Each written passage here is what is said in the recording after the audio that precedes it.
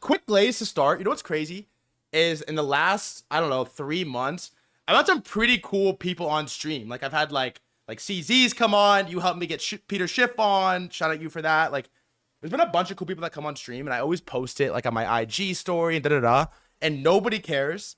And then I post TJR trades on my IG story, and I'm getting like girls I haven't talked to from high school are hitting me up. Like my homie group chats are firing. Let's Like go. my parents are hitting me up. Like everyone's all excited about it. It's pretty insane how much you've like proliferated the mainstream culture. Like quick glaze, but it's honestly impressive. Thanks, bro. I mean, yeah, I honestly I'm surprised as well. I guess I don't even know how it happened. I just make videos that people like, I guess. Yeah, it's fucking it's working. And thanks for like throwing me a lob to slide in the DMs with. But dude, welcome back. Like you I met you IRL for the first time a couple months ago, which was fire, but you first came on the stream, I want to say November or That was December yeah, it was like December, of late 2024. November or December. Yeah. And it was a very different time. It was peak. You were streaming meme scope, meme coins. It was like TikTok memes. It was like Rizmas. Yeah. You look fire, by the way. Since then, I was watching the old It's interview. fat, bro. It's fat. I feel like you've like transitioned a lot. Like your content Yeah. has like transitioned a lot, and you've like I feel like you've come like a long way in a positive direction since December 2024. Yeah, I mean, I think so as well. There was a lot of things that I changed. Like low key, it was just like my personal life. That I changed in my personal life, and then in turn, it just like kind of subconsciously changed work life as well, and like just helped me, I guess, become who I am now, and hopefully, we can keep that going. What are you like doing differently now than what you were a year ago? It's hard to say. It was just like one of those. I don't really want to get too deep into it because it was like actually like pretty personal stuff. Cool, cool. But it was just like I don't know, there was a lot of things that I needed to change in my life, and it was like I moved out of my old house that I was living at. I bought this house, cut off my long hair, decided to lose like 40 pounds, decided to, like just get in shape, eat good, and just change a lot of like old habits that were like still considered good because I was still like fucking crushing it then, but I'm obviously crushing it way more now. And yeah, I just needed to change a lot of things in my life, and a lot of them were just like personal things, Mhm. people that I needed to cut out of my life, and I just wanted to like just fucking change everything, change the way that I look, change where I live, change the people that I was hanging out with, and in turn it just boom, like rocketed my shit. Damn respect. 40 pounds is no joke too. But okay, you're Yeah. you're coming on the stream today in like a little bit of a interesting spot in the markets, which I want to talk about. Crypto is like taking out back today. Bitcoin sub 100K. We'll talk about sort of just like market, your take on it, where you think we're at. But you had this tweet a Mhm. couple days ago that I liked, and you basically, I'm gonna paraphrase you horribly, but it was basically along the lines of like you've changed and evolved your trading style a lot into more like precise, focused, long term sort of like investments, if you will, rather than scalping lower time frame. I think it's something that I've done as well on this stream. Like 2024, similar. We're super focused on low caps, memes, on chain, daily runner, new coin every week. And then 2025, it's objectively, at least in crypto, been a much tougher market where you really have to pick spots. And we've sort of transitioned. I've transitioned, especially as my port has gotten bigger, into higher conviction, higher time frame, longer holds. I think it's actually made me a lot better at just trading in general and the type of content I can put out. Like, can you talk about your trading style a little bit and the evolution of it, like parlaying off that tweet?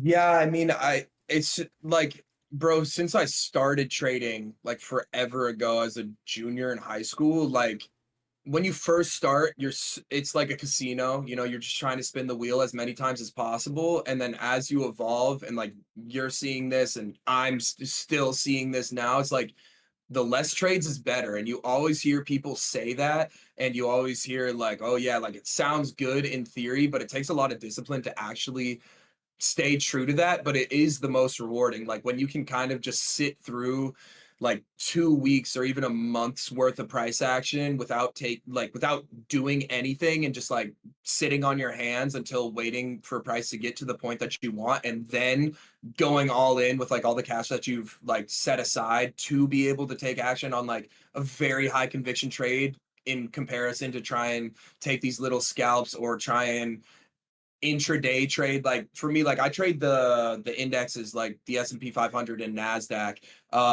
And again, like something that I notice when I look back in my trade journal, like the months that I trade the least amount are the months that I'm making the most amount of money. And it's just like every single time that reminds me. And then the months that I'm trading like 15 days out of the month, like I'm either negative or I end up just like losing more than I'm winning, and my risk reward ends up just getting shot because again, there's just not that realistically, there's not that much opportunity in the market for you to be taking 15 trades within a singular month, where instead you can just wind it back down to like, 7 or even 8 trades. And even for me, that's like intraday trading. What I want to end up scaling out to is just like, again, finding stocks, or just playing long-term Bitcoin. Like today, I just put in like multiple 6 figures into Bitcoin because, like sub $100,000 is, in my mind, like, we're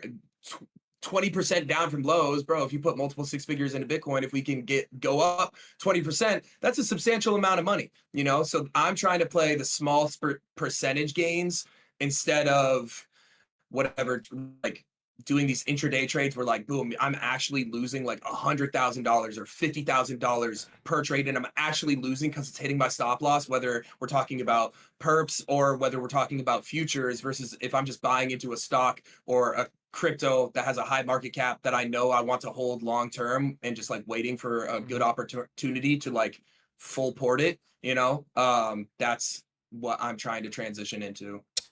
You bought spot or on leverage? Spot. No, I don't do leverage like Bitcoin. No.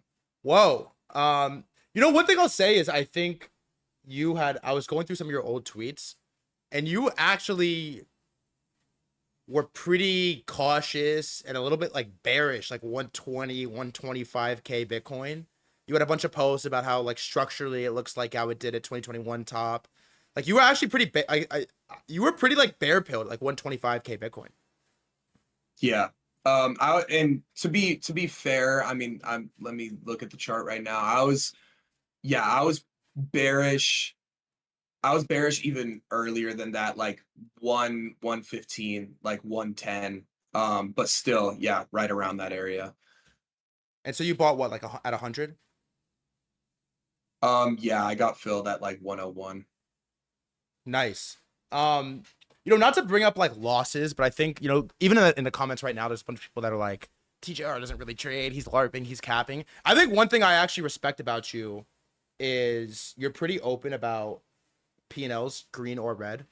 And not to bring up losses, but like I think October was a pretty brutal month for you. I think you posted your final P&L was like minus 300K, maybe somewhere along those lines. It was only minus 20. It was only minus 25K. I made $401,000 on FOMC. Did you really?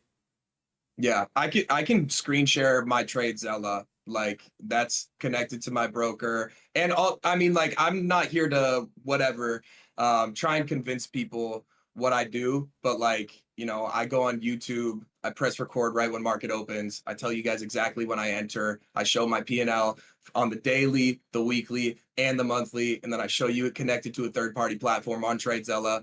I don't really, and then also in real time on those recordings, I'm telling you exactly how much I lost or exactly how much I made in real time on the YouTube video. It's not like, back testing or whatever. Like you can literally see it, and it tracks to both TradeZella and my broker, and that's the shit that I'm posting on my Instagram story every single day. So like, again, like I'm open and honest. And again, when I posted like down $350,000 in the month of October, everyone's like, oh, like, look, this dude's trying to like bait you into feeling bad for him, or like he's trying to show that he's honest, so you buy his course. I don't give a fuck if you buy my course. Like you don't need to buy my course. I have over 2,000 videos on my YouTube teaching you guys how to trade for free, So for me, I'm just like, whatever, you can't win in this game of being a social media influencer, especially in the finance niche. There's always going to be people that come after you, you know? Damn, sick day. But I actually thought it was hella cool when you were posting your red days. And I was going to ask you, like, just in general, it's always a weird spot, right? You see it like with a lot of the crypto guys that post directional bias, they post trade setups, and it's kind of like the highest risk, highest reward game, but the reward kind of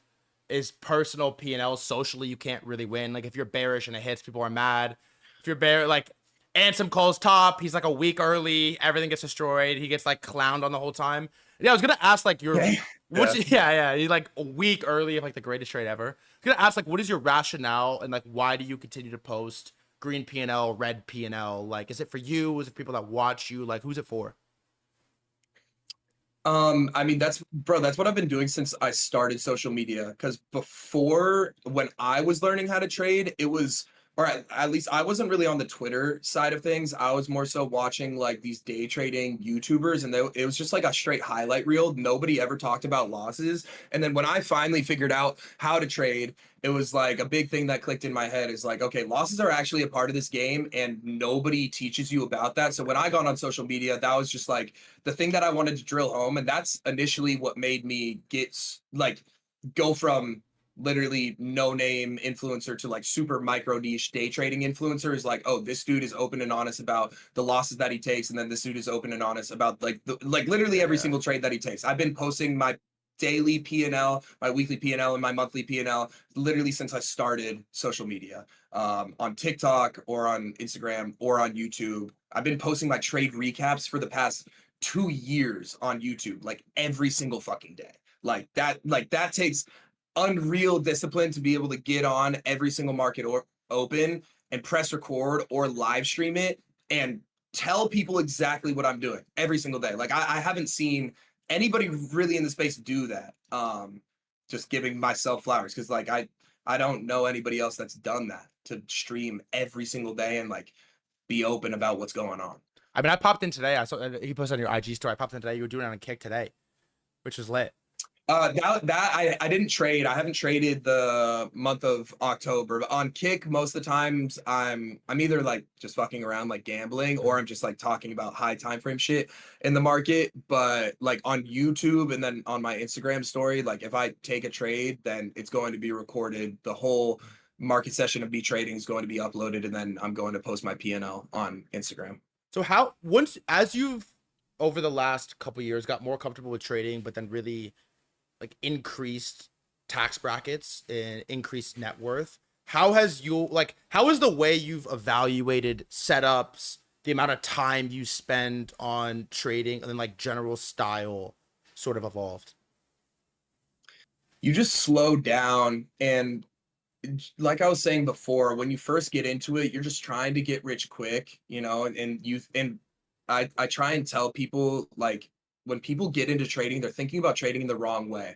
They're thinking, how can I make the most amount of money right now? And when you get into the markets, you're going to take subconscious action to be able to hypothetically make the most amount of money right now. And realistically, what is that doing? That's taking high leverage and a high amount of trades. But what is that going to lead to? That's not going to lead to the result that you want, which is making money in the markets. Realistically, what is trading about? It's about making highly probable decisions to be able to predict where price wants to go on a daily or a weekly basis. And when you go into the market with that headspace, instead of how can I make the most amount of money today, then there's a lot less setups that you see versus if you go into the market with how can I make a shit ton of money, you're going to be pressing buy or sell every single second with a bunch of leverage, but that's not going to lead you to the result that you want. You're going to want to take your time and then just take action when price gives you high probability, which is again whatever your edge or whatever your strategy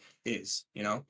I always wondered too, like what the obsession is with the day trading. Like I started trading options when I was like 16, 17. Pretty bad experience. I'm in like study hall, like trading beyond 0 day like Friday expiration contracts. Like I guess it's like how everybody starts is like, how do I hit it today on the lowest possible time frame on the biggest possible swing?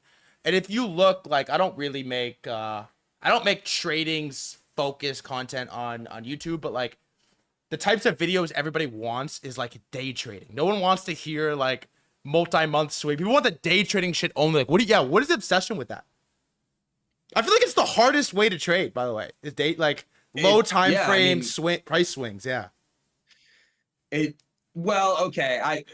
So this is how I think about it. Like, yes, it is okay. It is the hardest way to trade, but if you're going into it in the wrong way, like me personally, the way that I trade now, like, bro, there's like a 2 hour window from New York market open on both the S&P 500 and on NASDAQ where either price is going to present my setup and I'm going to take a trade, or price doesn't present my setup and I don't take a trade. But if it does present my setup, I have a high probability of winning. So again, I sit down for, again, 2 hours a day, and versus crypto, it's a lot harder. You know, it's a 24/7 market. Yeah. Price could move at any point in time. There could be a tweet that happens versus New York, you know, like the manipulation is going to happen either during pre-market or during London session or during New York market open. It's just spotting the manipulation and then taking action following that. I would love to give you like a day trading lesson, but that would take way too long. But it would be cool to like show, because I think a lot of people in crypto would benefit from moving to futures, because a lot of them are chasing these like little micro cap memes, and you can like seek the same results but with much higher probability without the shit just like tanking in front of your face, or like while you're asleep your position just gets crushed because you know that the market's only going to move during New York session, and if it doesn't present you a setup then you don't have to trade, but if it does then boom, you execute and you're only on for 2 hours of the day. Okay, so give me a take on this then. Also, I like that. Well, okay, give me a take on this. Is like a lot of the crypto traders that crushed it in 24 trading on-chain memes, the opportunity just like hasn't really presented itself in 2025. Like there are obviously spots. There's always spots in a 24/7 market, but volume is lower, liquidity is lower, price targets, potential market caps are like lower. And so a lot of people are sort of driving themselves crazy on like, what do I do? What do I trade? So a lot of them go over and trade perps on garbage or perps on like really volatile crypto. Like, I'm curious for futures and equities, how do you think the skills of being an on-chain trader, a meme coin trader, port over, and how do you think people should do it? Man, I've been begging, bro. I had all the crypto boys. I'm not gonna dox any of them, but Orangey, he's already doxed, bro. Orangey brought a group of really good crypto meme coin traders out here to Puerto Rico. I took them out to dinner and lunch, and bro, I was trying to convince them. All of you guys that are watching this right now, you guys would fucking crush it in futures. Not only is your risk tolerance way higher than it already needs to be able to beat the futures market, but on top of that, already like you guys already have beat the psychological game that is so difficult to overcome when it comes to trading, because not only are you guys already financially well off, or at least the majority of you guys, okay, just talking to the successful like Solana meme coin traders right now, if they took their talents over to the futures market, it would be consistent gains that is no longer dependent on these mini market cap fluctuations, and they would be able to make way more money because they've already beat the psychological game. Like, I think that they could transform into profitable traders probably within like a 3 to 4 month span, if not even less, some of them. Well, you know what's driving everyone crazy right now, TJR, is like, okay, Bitcoin has objectively been like the best performing asset of the decade, but 2025 has been just brutal, and I'm sitting here staring. I don't trade stocks, futures. I don't trade anything in equities at all. Like, it's basically zero. But I pay attention, and obviously I follow. You don't have a long-term portfolio? I have not. I mean, I have Bitcoin and stables, but I don't have any equities, bro. I have none. If my dad was listening right now, Dad, I'm sorry, but I don't. And it's obvious it's a blind spot for me. And when crypto's up only, you don't give a fuck. But now we're sitting here and I'm watching Nvidia and S&P and all of these stocks leg up and leg up and leg up, and I'm even watching fucking gold leg up and leg up, and crypto is just completely flat. And so now I think a lot of people are sitting here that have been hyper tunnel vision focused on crypto, and they're like, why the fuck have I not been trading equities over the last year? But then you look at these charts and they're kind of terrifying. Like, I don't know, I feel like 2025 was the moment for a lot of people that have been super focused on tunnel vision crypto only that are like, holy fuck, myself included. I need to potentially diversify because we just haven't been playing the best game in town for the last 6 months. Yeah, but that's just hindsight, But that's also like, I mean, diversify your portfolio, that's like tale as old as time. That's like that should have happened Yeah. already. Yeah, I know, I know, I know. Um I know, I know, I know, I know, I and know, I know. but that's, bro, that's the nature of crypto, Yeah. like crypto goes, it has volatile swings up and then it has volatile swings down. So like me personally, like I've always had that long-term portfolio in stocks and in indexes, and then like private equity plays as well, like having a wealth manager, because me personally, I want to not have to deal with those massive fluctuations. I'm a little bit more risk on for sure. Yeah. But because I'm young and I have the advantages of doing that, but it's just you don't want to sit there and see your net worth fluctuate Brutal. like crazy. What does the wealth manager do? He gives me access to like seed rounds and funds that I personally wouldn't be able to get access to. So it's like through private bank. He So is it works with like, is sorry, it go is ahead. it most I cut you off. Is it mostly deal flow or does he also help you like decide how to like split up your port and things like this? I do that by myself when it comes to like stocks and indexes because he takes like a fee. Got it. But when it comes to like he brings me deal flow, so he'll say like whatever, there's a $250,000 minimum buy-in of this thing. He'll send me the entire thing, and I'm like, okay, cool, let's do it, or whatever. I don't want to do that right now because there's opportunities elsewhere. So right now, 2025, how do you split your time between equities, between crypto, between private rounds and angel investing, and then maybe like other niche stuff? Like how much of your focus is where? The future stuff is mainly just that early morning market open, just those 2 hours of the day. And then crypto for me is just purely high time frame. Bro, I got crushed this entire bull run. That's what me and you were talking about, that I think Yeah. everybody got absolutely destroyed. If you didn't, congratulations, you're a great trader or you have insider. That's just like that's just how I feel on it. But yeah, I got destroyed on everybody was expecting alt season.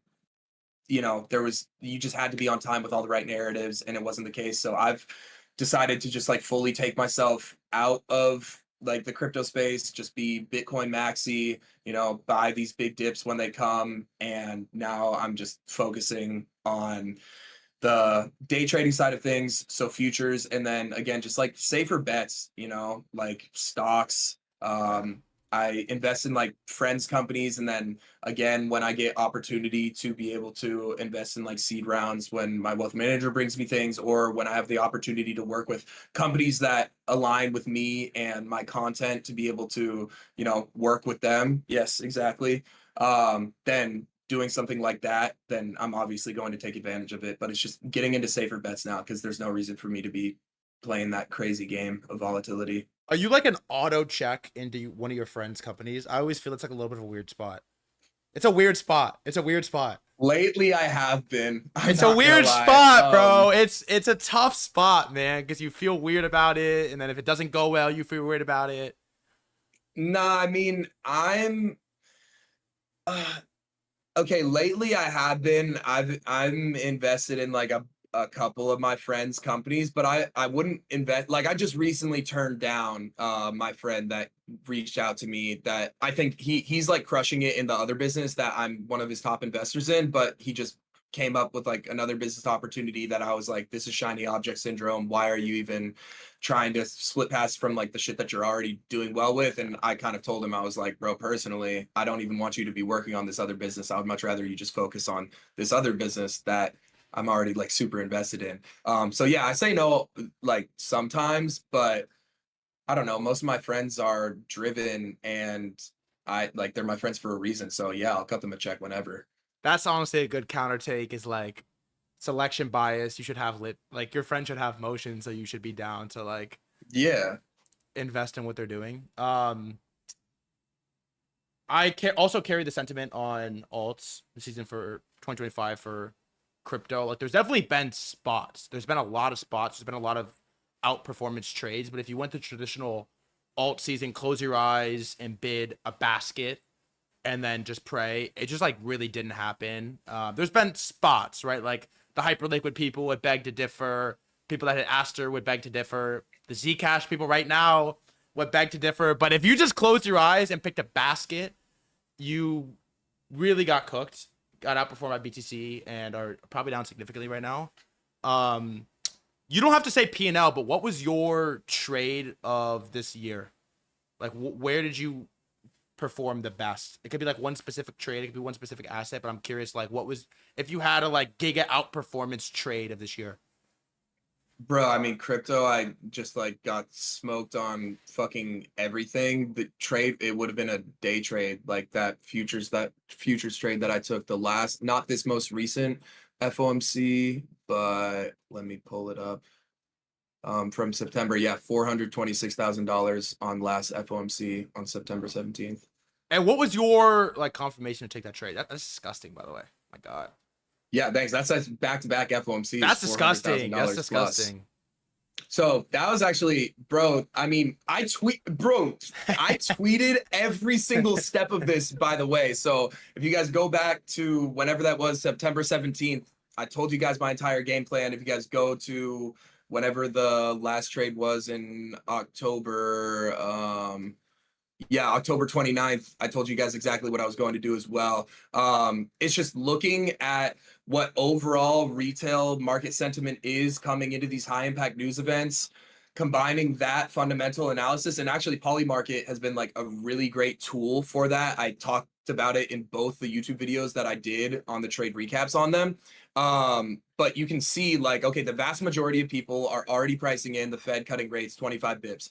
Awesome. And then you can see on the chart that it's already getting priced in as the week is leading up or the week prior, you know? And on top of that, this FOMC, not only did we have the Fed cutting rates, we also had people anticipating Trump getting a trade deal done with the president of China. And on top of that, we had 5 massive tech companies reporting their earnings. And on Polymarket, all of those tech companies were projected to beat their earnings. Only one of them didn't, which was Meta. But again, the retail sentiment was that 5 tech stocks are going to beat their earnings, the Fed is going to cut rates, and Trump is going to get a trade deal done with China. So that's why we had that huge gap up on equities from Sunday going into Monday from whenever that was last week.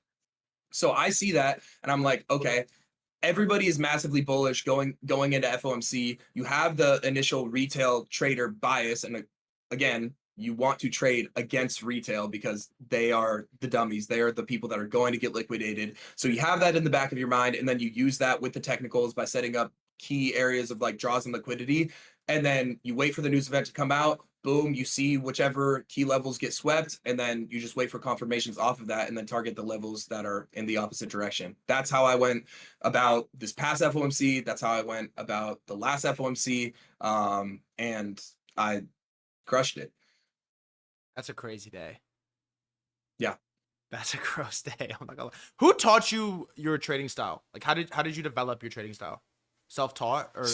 So yeah, I mean, okay, like technically it's smart money concepts. So again, like whoever you want to attribute that to, but I initially learned about like the key of my trading is based off of like liquidity sweeps, which is just like a sweep of a high or a sweep of a low, so just like manipulation. And I actually saw this when I was trading foreign exchange during London session. I would trade the pound versus the yen or the pound versus the dollar. Okay. And pretty much every single London session open, I would get burned. Like I was losing so much money because market would open and then price would like boom, go up, stop me out of the trade, and then just go in the direction of my trade. And I'm like, okay, what the fuck is going on? I just keep losing money, but it's going in the direction. So that it was just pattern recognition. I'm like, okay, I'm getting stopped out. So it was like a slow and steady learning curve of me just being like, okay, the second that London session opens, if we get a big move up, I'm just going to press short.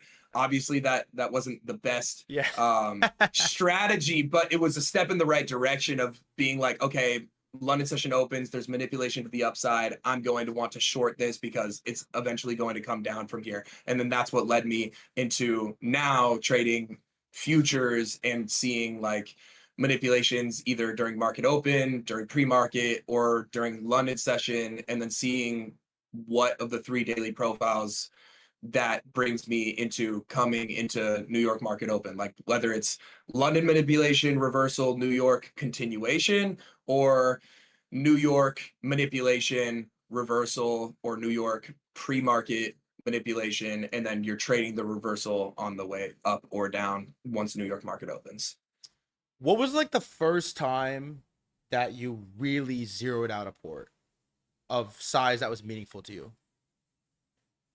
Oh, like lost everything? Yeah, yeah, Um, I turned, this was like, this almost made me stop trading. I turned $10,000 into $112,000 over the span of 2 days. yeah. Whoa.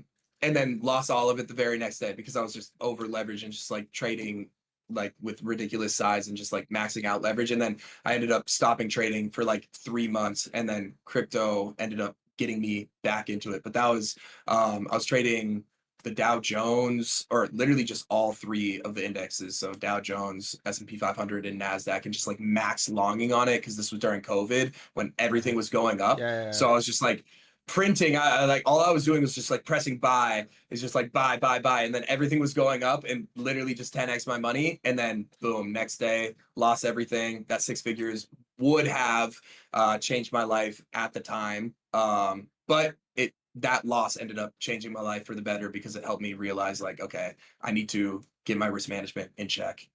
100 to 0 in a day is, I mean, that's brutal. Yeah, Yeah, it that's was like difficult. okay. So I think, I mean, man, even people that watch this stream, like it's very pointed towards traders exclusively. On October 10th, I mean, there was a lot of people that probably turned 100 into 0 or something close to this, things like this. What do you do to get out of a full zeroing of your portfolio? Oh man, I mean, the first thing that I would say is like, dude, I've dealt with mental health issues my entire life, and like having like, especially, dude, like there's a lot of people that have mental health issues and like aren't vocal about it or don't even know it for themselves, and trading can like make those things get like a lot larger and like kind Yeah. of it's just, yeah, kind of make those mental health issues get a lot larger, especially if you're like getting emotional with the money that you're trading. So the first thing that I would say is like there's no amount of money that's worth like taking your life at all, because full transparency, I tried to take my life multiple times, not only from like trading but also just like bad mental health issues in the past, and that it's just like you never want to get to that low. So prioritizing and just like getting your mental health right, whether it's after you zero out or before, like if you're riding off a high right now, like know that you are kind of riding off a high, and like maybe close out of some positions, and like because it goes both ways. You know, you can be at the lowest lows and you can also be at the highest highs, and both, you don't want to be at either of those. You know, you want to be at a stable mental condition. So there's that to start off. And then second of all, like when it comes to just like zeroing out your portfolio, so like, bro, these markets, there's opportunity every single day, you know, and there's going to be opportunity tomorrow. There's going to be opportunity next month, next week. Okay. There's always going to be like a time for you to be able to whatever make it all back, but that's not what your focus should be. Just be like, okay, awesome, whatever, it fucking sucks that you zeroed out your portfolio, you lost a shit ton of money, but what did you learn from that, and how can you get better from that? Because realistically that's like a huge loss that you can again take a huge step up from. Me Yeah. losing that 6 figures was like at that point in time probably the lowest point in my life, but that's also where I turned my life around and was able to change my life forever. So again, I think if I didn't lose that 6 figures, I would probably be working a dead end job right now. I probably would have finished college, and I wouldn't have been able to create who I am out of like that rock bottom position that I was in. So like there's always time for you guys to turn it around. And even if you guys don't end up climbing back to whatever that initial massive portfolio size was, like that's not what life is all about. You know, life isn't all about making like a shit ton of money, and like that's not like, again, prioritizing your mental health, especially for me, and I know there's a lot of other people in the space that need to hear this too. It's like that over everything. Like just find stability in your life, find what you enjoy doing and pursue that relentlessly, and find a way to monetize it, whether it's in trading. If you enjoy doing the charts, you know, that's my like little autism tick. And I'm assuming most of the people that are watching this, that's yours too. So yeah, pursue that relentlessly, and just like don't let your emotions get the best of you, and just enjoy the process of it. Thanks for sharing that. I also think one thing, like I had to do this after peak January Trump coin into like where we were in April. This guy Rhino, who's a really good trader, tweeted it today, and he's like, step number one is you gotta wipe your mind clean of poor ATH. Like that has to go. Like that number was not real. It wasn't it was just your turn. Poor ATH has to be wiped like instantly. First thing, number one. I think that Yeah, is like, no, I completely agree with that. I mean, it's like fumbling a bad bitch, you know? Like, bro, like you were there, you know, like maybe you cracked once or twice and then she ghosted you, you know, like it's gone now. So like on to the next, you know? That's like the easiest way to put it. it was your turn, bro. It was your turn. It was your moment, but it's not anymore. Those Yeah, yeah. And like also like it was unrealized, you know, like you didn't take profit. It's like why are you like sitting there thinking about like what could have been? Like it didn't even happen, you know? So why are you just, you know, still dreaming about it? Yeah, facts. That P&L's in someone else's wallet now. Exactly. Okay, but you made a comment and you said that charts are like your little autism. I well, okay, one of the reasons I think you are an interesting character is I think in 2025, especially amongst the, I don't know what to refer to you as, amongst the like info scene, internet money kind of scene, you're like the singular, there's other people, but you're like the singular person that is really kind of making trading like viral amongst the younger generation, like amongst the TikTok. Like there was this one clip of you, like it's my favorite clip of all time, and it's just like really attractive girl. She has like the phone like this, and she's showing a monitor of a chart, like SPY or something, and she's like, "Can anyone tell me what the fuck's going on?" Like snaps to you, your eyes are closed. You're like, "All right, bullish divergence on the 4 hour. You're gonna wait for the liquidity sweep. You're gonna let it test support." And like for as much as you sort of like proliferate, like kind of like the brain rot streaming culture a little bit. You're on Lacey. I was watching you on Lacey stream the other day. It was huge. Like Yeah. you hang out with Nick. You do like all the viral stuff, but you really like bring trading into the mainstream for a younger generation that just like doesn't really have a lot of people to like. They're not like watching Kramer. They're not watching like CNBC. They're not. They don't even know. They have no. They don't know what Peter Schiff is. They have no concept for who these people are. And I am of the assumption that every Zoomer in the world eventually at some point will be trading some market somewhere on something. Like I think it's just like going to happen. And it's not gonna happen like on its own. And I think you're really kind of forcing it and you're doing a good job of taking it mainstream. Like, can you talk about that a little bit? Like trading going mainstream amongst the younger generation? It wasn't my initial like it's still not it's like it's not even my goal with it. But it's like it's my top TikTok comment. It's like he's just like us, but he's rich. Yeah. Like bro, I'm just a regular dude that likes making jokes, that's into whatever, like just into the same shit that everybody else my age is into, but also I have like this fun little passion that makes me a bunch of money as well. And I think being able to show, like that was my goal getting on social media, was not only to show like people what trading really is about, but also like when I was learning how to trade, everybody that was teaching how to trade was like a fucking nerd, or they were just lame as shit.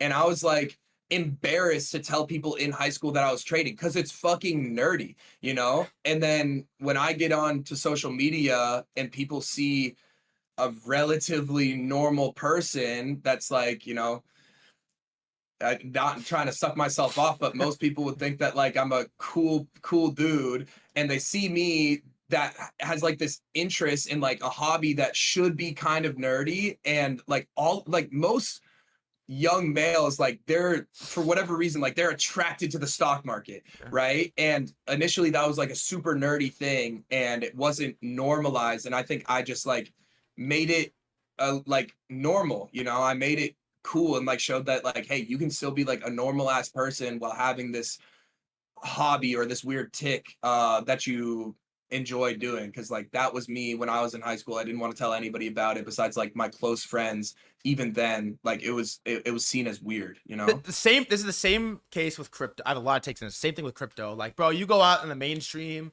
and someone asks you what you do for your living, you're like, I tried crypto, and they're fucking looking at you crazy.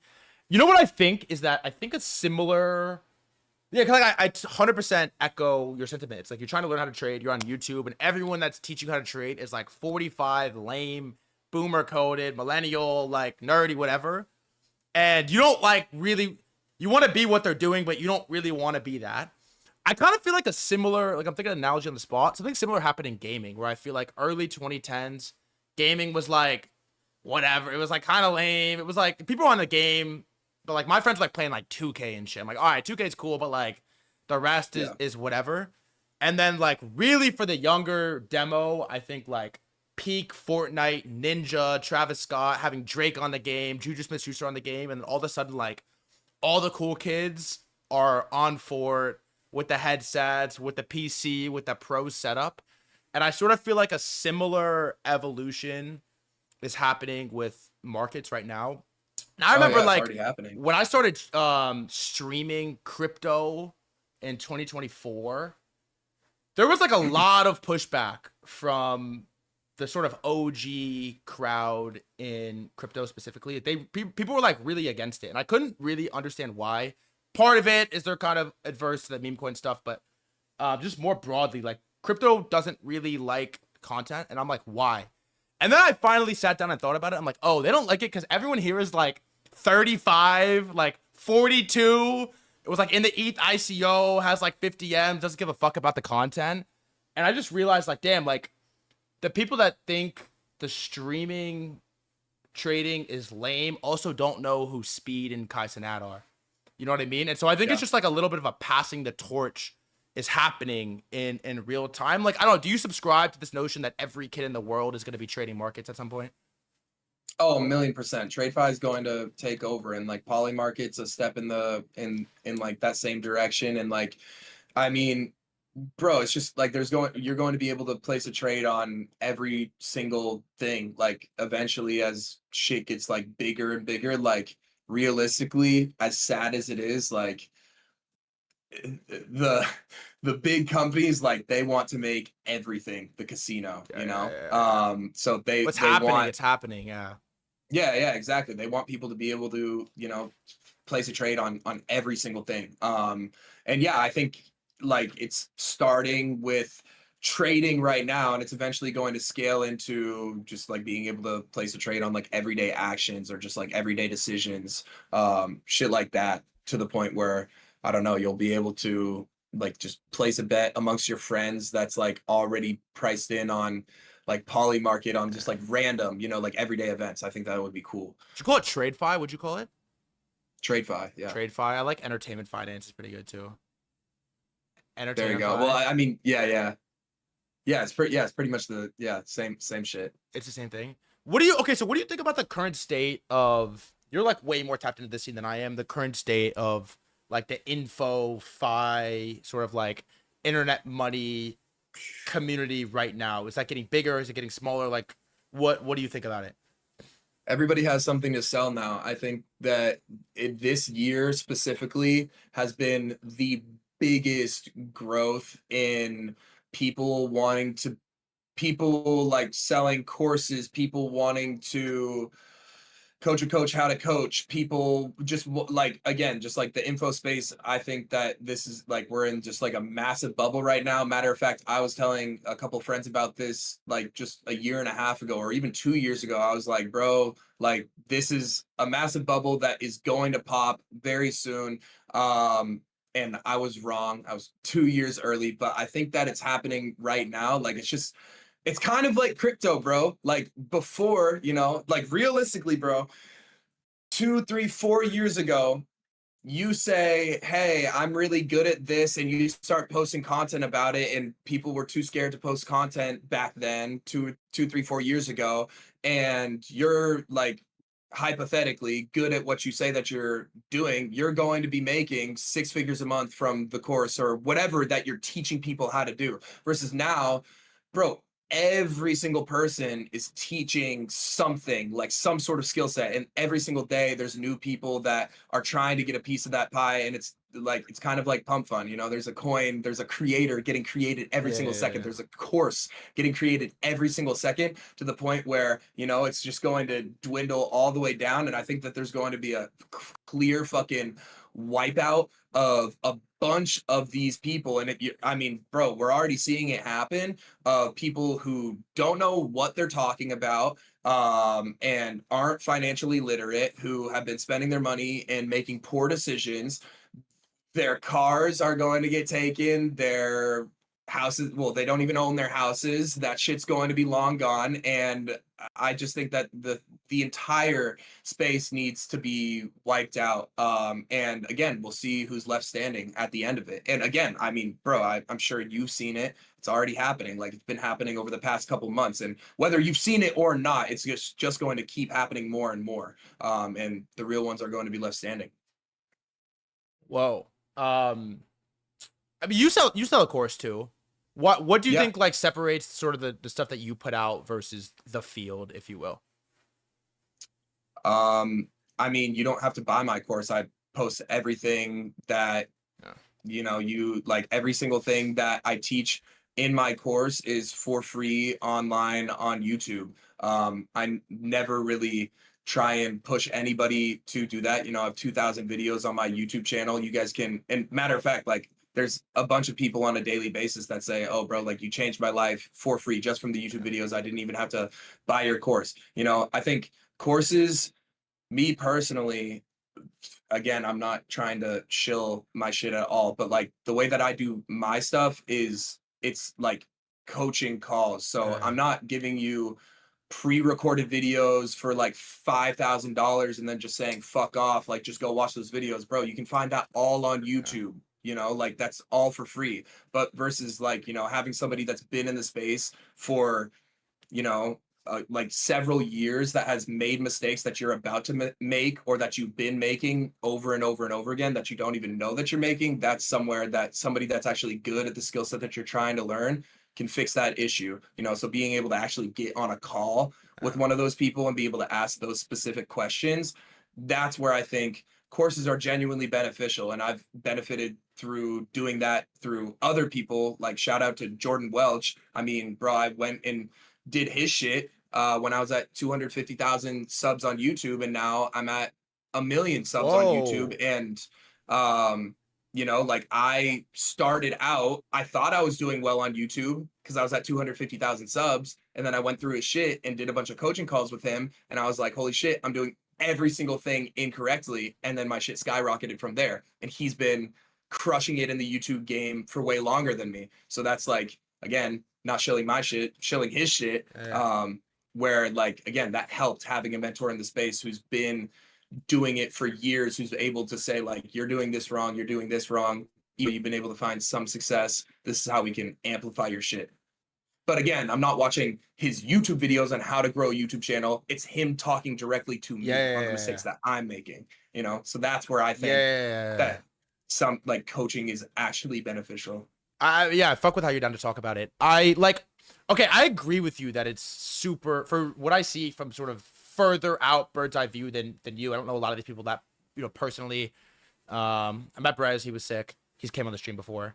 It does feel like it's giga saturated. And I think one of the reasons it feels like it's really saturated is that, like, trading crypto markets, equities, it's something that sort of transcends. It's like a skill, a repeatable skill. If you could trade, you can always make money in any market, anywhere. A lot of these other info topics are like really niche targeted towards sort of like one specific thing, maybe. And like, how repeatable is it, is like, I don't know, big question mark, not even remotely interesting to me on, for the most part.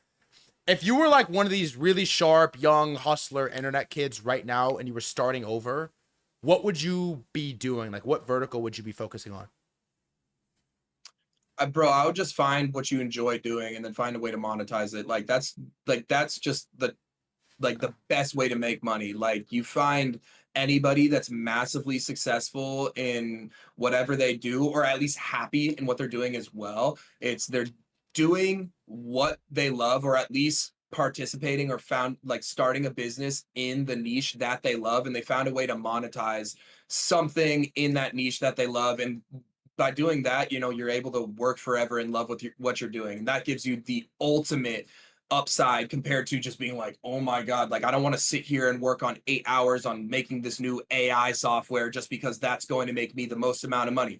You don't want to fucking do that. If you want to, whatever, like make the best surfboards ever because you love surfing, awesome. Go and do that and you'll be able to make a shit ton of money because it's your passion, and you are going to know the problems that need to be solved within that niche. It's the same thing with me, like in trading, but again, trading is like personal, Yeah. where I get in there and I get fucked over by the markets every single day. And it's like, okay, I know I'm the one to blame. There's nobody else to blame but myself. And I can look at these mistakes that I'm making and I can solve them. That was like addicting to me. So again, being just like in the niche, whatever your like weird specific hobby is, find a way to monetize it and find problems within that space, and dude, make a business out of it. And you're going to get, you're going to fall on your face over and over and over again, but eventually you'll be able to make a shit ton of money because you're going to want to work forever because you love doing it. The one thing I've learned about the markets is that, and I made this mistake, I think in 2024, is it's really difficult, arguably impossible, to onboard or convince someone that doesn't want to trade that they should be trading. It's actually a very bad idea to do this. And I think in 2024, I was very much like, we were going on the sort of the tour a little bit. We're going around like, come trade. You should trade, sort of approaching it as like, everyone should do this. I think the reason your approach works, and I honestly take a little bit of inspo from it, is like you go on Lacey's stream, and it's just like, it's not there like TJR like teaching us how to day trade. It's just like going out, fire, like ripping with TJR. And then if someone thinks you're lit and likes you, they then come back through the funnel, and then you have the YouTube videos, you have the tweets, you have the content, you have like trading stuff if they do want to trade. And I think that's I think niche targeted verticalized trading stuff will always just like be a little bit niche. Like it's not for everyone. And I think the mistake that I've made with this was initially coming at it, like even trying to onboard like family. Like the worst thing you could ever do, bro, is force your family to buy crypto if they don't want to buy it. It's like, I did this with my brother. I did this with my cousins. Like, it doesn't age well. And I think when we first had like mainstream press in 24, it was very much like bringing on ThreadGuy to like teach us how to trade crypto. And it's just like the biggest headache, losing battle of all time to try to convince someone that doesn't want to do it that they should be doing it.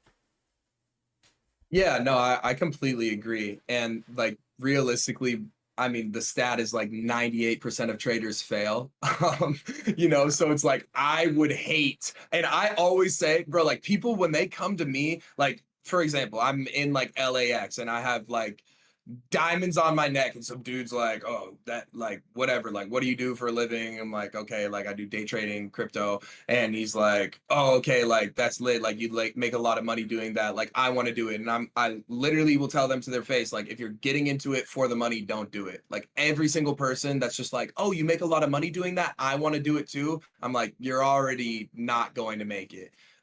That's just my opinion on it. Like you really have to, like when I got into trading, I was able to watch a 6 hour long YouTube video straight, just taking notes because I would like Yeah. actually enjoyed learning about it. So if you actually enjoy it, then awesome. But if you're just in it for the money, you're going to get fucking smoked every single time. How big is, I think we've kind of talked about this. I kind of forget. You share as much as you want. How big is the TJR team? Like how many people do you have working for you? How many employees do you have? Like how big is the operation? I have over 100 people working for me. That's insane. Over 100. And how many, like, does that count Clippers or no? Oh, Clippers, it's like thousands. That's not counting Clippers. You have over 100 like non-Clipper employees. That's actually a lot higher than I thought. I mean, not technically employees, but contractors. Got it. Yeah, but same thing. Yeah, And how big is or like not really, how but big yeah. is like the core team of like TJR that you're talking to frequently? I probably talk to 8 people consistently on a daily basis, and then they all have their own teams that they manage. Whoa. And so like this is something I'm kind of going through right now is like I mean objectively you're bigger than I am, your operation is bigger. How did you like scale the TJR operation from like the professional business company structure side? Bro, it's one of the hardest things to Brutal. do. Hiring is Brutal. the best skill that you can get, but it's also one of the hardest skills that you get. Hiring and firing is like the worst thing ever. And it's still something that I'm learning how to do. I just recently hired someone that has made my life like, oh, dude, just like a million times easier just Really? this past month. Um, and yeah, like have like when you make a good hire, oh, dude, it makes literally 100% of the difference. Like it will literally 5x your business when you're able to make like a good hire, and you'll be able to notice it immediately. Like without a doubt, immediately you'll be able to notice it.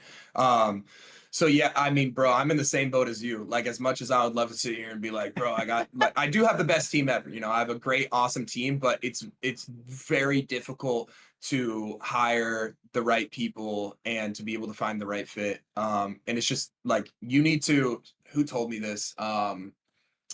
This dude, he does like e-commerce, but you need to. You're not firing quick enough, and you're not hiring quick enough. That's what he said, and it's just like it's true. You need to hire faster and fire faster. It's just like you got to be quick to it, and it's something that I still struggle with today. Like you just need more bodies. You need more hands on deck. The person you just hired that you're hyped about, what do they do? Um, Security, but also like executive assistant that does like everything, where I can close my eyes and go throughout my entire day, and every single thing is booked out, every single thing is taken care of. I just tell them what I have going on for the day. Like when we were in New York, I told them what was happening. Boom, everything taken care of from the time that we get Whoa. there to when we get to an event, like just everything. Like I don't have like I'm no longer stressed about me having to take care of everything, because that's how it was in the past versus now. It's like everything is taken care of. That was like huge. And then also just like peace of mind by having security. Like that's like the smaller, but like the executive assistant side of things, like huge. So you've seen like under the hood of a lot of these, like you hang out with a lot of, you at least are mutuals, a lot of these like big internet people, a lot of streamers, a lot of things like this. How intricate, maybe relative to yours, are these operations? Because I mean, some of these guys are really big. Like Lacey, some of these guys are big. Like he's 30,000 people watching him on the stream. Like how do their operations compare to yours? Bro, it's a lot smaller. I thought it was going to be way bigger, but he's got like, I mean, I would probably estimate, like I've only met like 3 of his guys. I would estimate that there's probably only like 10 guys on top of that. And then obviously he's got like the whole clipping team. But yeah, I think it's a lot smaller than what I have going on. Damn, that's kind of surprising. I would think it's bigger than that as well. That's what I thought too. But Because yeah. it's like not easy to pull off what like the jet stream, no lag. It's like not easy to pull that shit off. You know what I mean? Well, I mean, that's just Starlink. Yeah, okay, fair. Damn, you And hater. I set that one up. Did you really? Yeah, I put that one into motion, but that was for the stream. Like You booked that that? was like You booked what? the jet? Yeah. Oh, whoa. Okay, so you just did the whole thing. I set up I pretty much set up that entire stream. But nah. That like they definitely like I'm like they definitely have like their stream manager that like sets up whatever, like the people to come in. But that stream specifically, like yeah, I set up the jet, I set up like the trucks to get us from the house to the jet, from the jet to the hotel, set the shit up at the hotel to make sure that Bruh. everything was taken care of. Also Yeah. bought the Balenci. Bought. Dude, I'm like Well, glazing. nah, I mean that was just me showing love. Like Yeah, yeah. I wanted to do that. Like that was that was just to make his stream good, you know? Like I wanted to be the best segment on his subathon, so that was the goal. It was hot. I'm not gonna lie. I was in there just casually watching. Like, damn, this shit's a movie. Also, thanks for the shout out. That was lit. Yeah, of We course. clipped and posted that shit. Tell me this. Like, one thing I think you are really good at as well is you're pretty. You're just like early to talent. Like, I don't want to like. He's hot in his own right, but like I definitely found Brez through you. I found a lot of these like earlier stage people from you, and I would assume you have some lit people in your operation. Like, how do you spot killer talent on the internet? Bro, I'm constantly online. It's like I almost treat it as like my full-time job. Like when because bro, like again, now I'm kind of moving into this space of like, how can I bridge, like we were talking about before, how can I bridge the gap of like, I think that I have, at least right now, you know, 1 million subs on YouTube, 1.5 million on like Instagram, 1.6 million on TikTok. You know, I pretty much have encapsulated the vast majority of finance or internet money people. So how can I bridge the gap of internet money to also just being an influencer? And that's what I want to do to like be able to bridge that gap, because there's like the Iman Godzis, the Alex Hormozis, you know, where like they will not be appealing to the average normal brain rot person. So I want to be able to bridge that gap and be like the person that's standing in between the two of like, oh, I'm internet money, but I'm also like a 5 million follower influencer.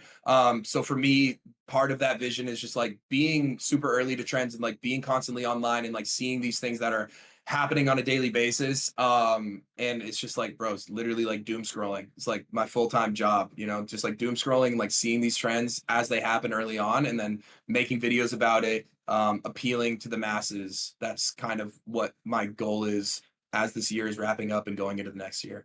I mean, I think you're well on the way. Like, okay, from here, from where you're at, how do you get to the Iman, Alex Hormozi, like levels of wealth? I don't want to be there. Or okay, yeah, levels of wealth. Yes, I want to be there. Okay, answer both then. Like, you said you don't want to get there in terms of like influence size. I don't want to be on their. I don't. Their internet money only. Okay.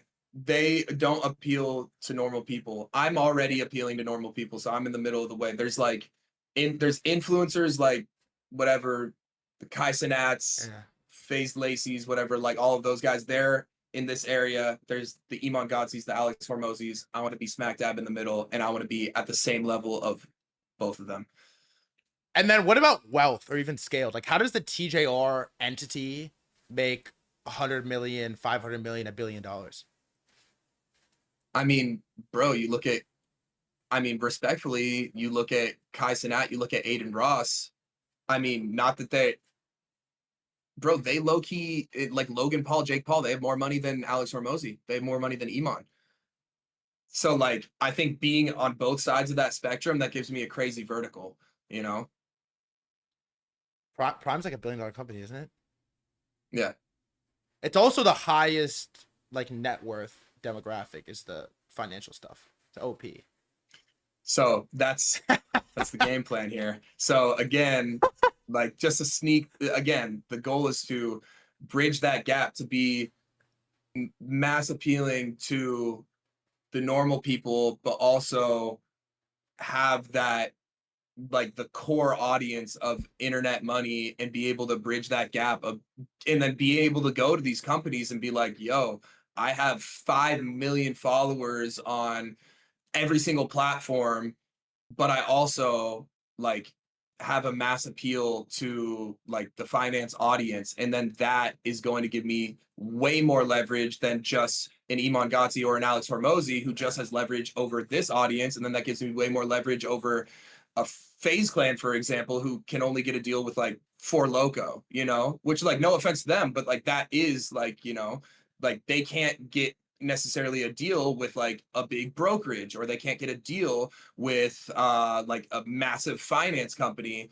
But if I'm in the middle of those two, then that's where I'm going to be able to scale and hopefully beat both sides. I mean, this is honestly my thesis too, but I'm definitely way further on focused finance than I am the mainstream side, and maybe that's like a gap. Because it's to split the difference is hard. Do you like doing the mainstream content stuff? Like, do you like going on Lacey Stream and like doing the viral stuff? Like, how do you feel about that? Like, how much of it's for content Um, versus like you just like want to do it? it's a mix. I have a super small social battery.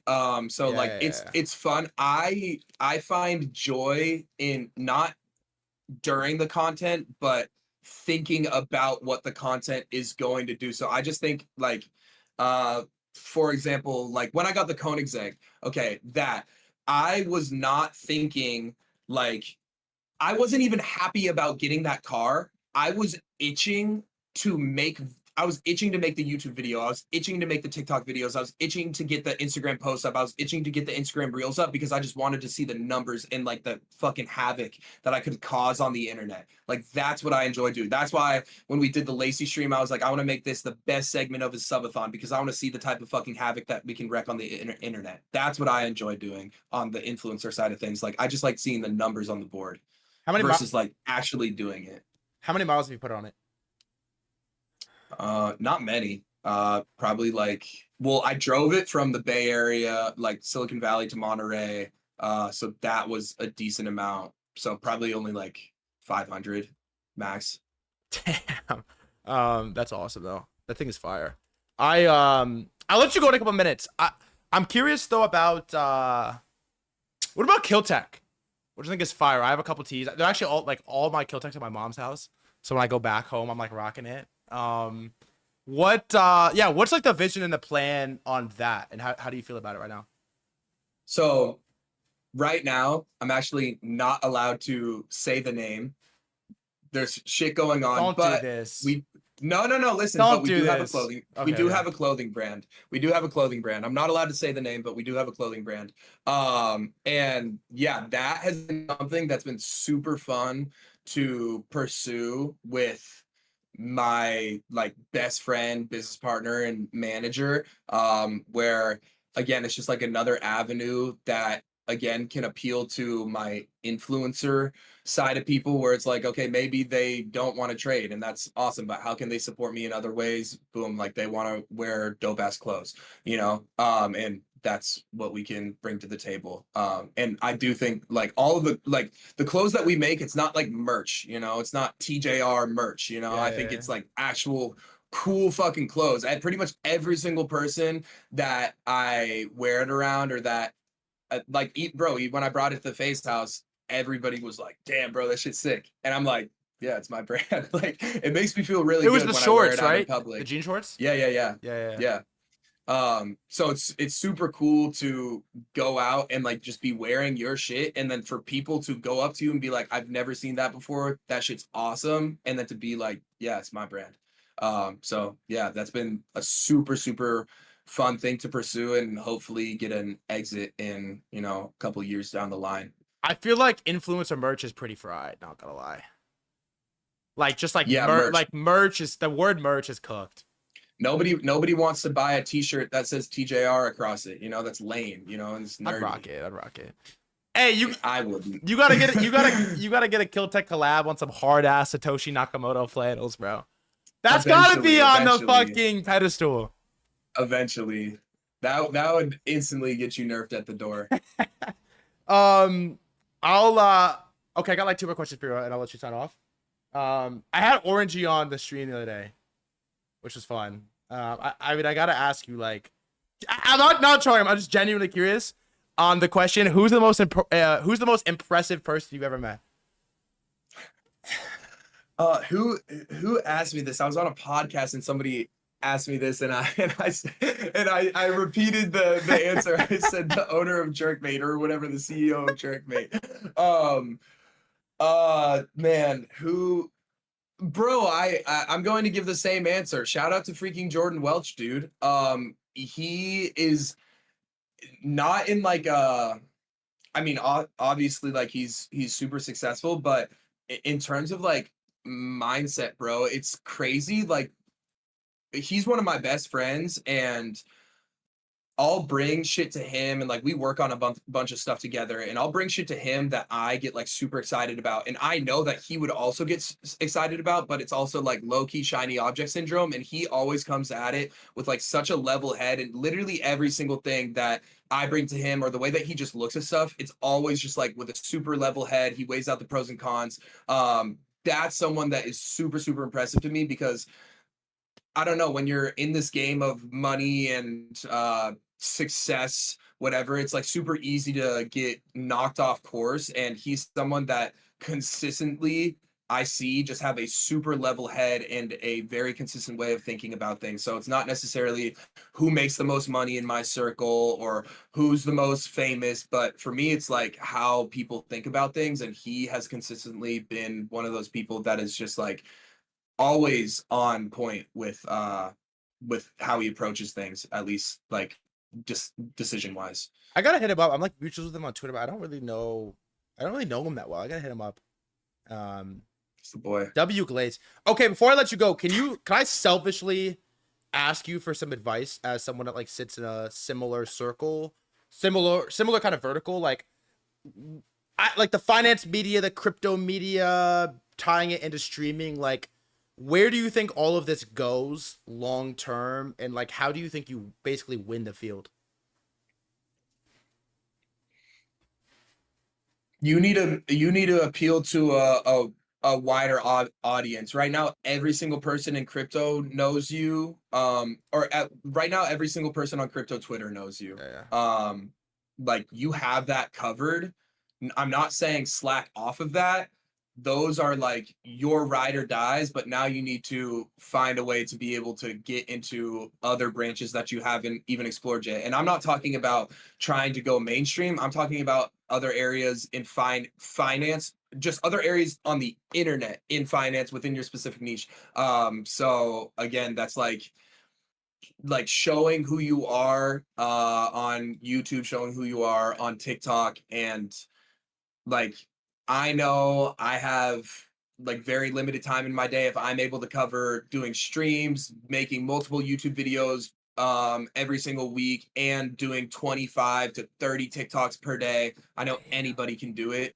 Um and also like having a whole clipping team, like bro, anybody can do what I've done or like what you're doing right now. And it's just I think for you it would be just appealing to or showing people who you are, because again, there's people that are just like the people on crypto Twitter that love you for who you are and love your content for what you do. And they're in other pockets of the internet, like on TikTok, and they're on YouTube, and they're on Instagram, and they're just waiting for ThreadGuy to pop up on their feed, and they're waiting to build that cult following on those other platforms. And then from there, when you have the cult following on every single one of the platforms, that's when you can start bringing in other people who are not necessarily in the finance niche or not necessarily in the crypto niche for liking you for you. Because that's how I started. I started out just talking about day trading. Then I started showing a little bit of my personality. Then I start showing more of my personality. And then I, boom, like turn into who I am now. You know, you start with what you're really good at. You start with teaching people a very valuable skill or entertaining them, you know, through streaming or whatever type of content that you do. And then you can expand out of that, because your ride or dies, they're going to be your biggest advocates. Like the reason why I blew up so quick is because on every single one of my videos, people are like, I can't believe this dude's my mentor. And normies, they get on there and they see a funny video of me dancing and they're like, this dude's like a mentor. What is this? And then that gets them in. And then that's how they become like a loyal, strong cult following, like part of my like strong core audience. So again, it's like keeping that core audience and then like not like using them, but like having them support you as you branch out to these other areas of the internet. honestly a banger, bro. GG. W advice. Also, Trader made it in the chat. The 10 gifted. Thank you so much. To sign off, like my favorite, honestly, my favorite TikToks are like the motivational TJR TikToks. Fucking slap. There's a bunch of people in the chat right now. Market looks like shit. I think a lot of people are tired. They're kind of worn out. They're a little bit depressed. Optimism is like reasonably low. Not really sure what happens short term. Definitely not really sure what happens long term. There's a lot of froth. Like, what's, yeah, I don't know. What's like some optimistic what to do if you're feeling lost in the market right now, but you're in the chat, you're watching the stream, you're locked in, you're trying, you're putting in the time. Like, what do you do? What do you think? Where do you go from here? If you're feeling bad about your life right now, or if you guys are in like a shitty situation, this is the smallest blip on your massive timeline of life. And 5 years from now, when you guys are living the life of your fucking dreams, you're going to be looking back on this small ass moment, and you're going to be laughing at the fact about how sad or how depressed or how shitty you were feeling. And you're going to realize that it was just the tiniest blip on this massive timeline of life that you have. And the more that you guys can zoom out on this realistically long ass life that we have to live, the better off you're going to be. Like, you guys have plenty of time to make it. You guys just have to take action every single day. And, you know, as long as more blips on your timeline are green than red, then that's all that you're trying to chase. You know, like, try and get 1% better every single day.